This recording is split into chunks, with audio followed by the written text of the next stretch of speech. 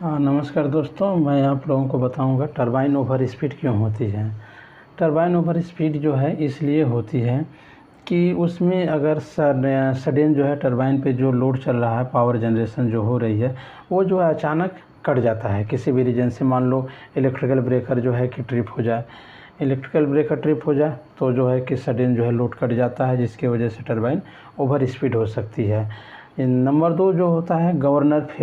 Failure. Governor failure किस लिए हो सकता है? मान लो किसी भी रीजन से गवर्नर का जो एक्सिलरी सप्लाई है, गवर्नर या तो 110 वोल्ट पे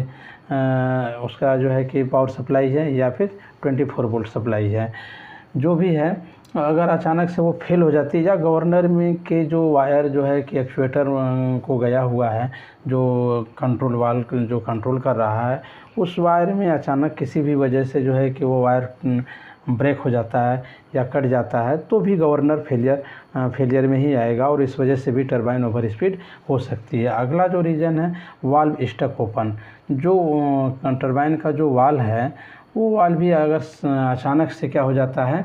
कि ओपन हो जाता है तो भी जो है कि टरबाइन ओवर स्पीड हो जाती है। और अगला रीज़न जो है कि टरबाइन ओवर स्पीड क्या है, ट्रिप फेल हो जाती है। मान लो टरबाइन किसी भी रीजन से ओवर स्पीड हो रही है और जो है अचानक उसका जो ट्रिप पॉइंट है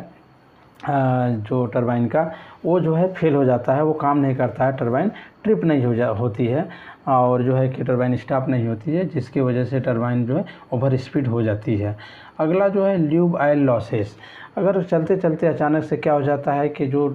टरबाइन के जो लुब्रिकेशन सिस्टम होता है, जो ऑयल सर्कुलेशन का सिस्टम होता है, उसमें जो है कि एक तो एओपी होता है, एक्सिलरी ऑयल पंप होता है, दूसरा जो होता है एमओपी होता है जो टरबाइन से इंटरलिंक होता है, और एक होता है ईओपी। तो किसी भी रीजन से मान लो एमओपी, क्योंकि टरबाइन चल रही है तो अचानक एमओपी फेल हो जाए और एओपी और ईओपी दोनों स्टार्ट ना हो, उस वजह से भी जो है कि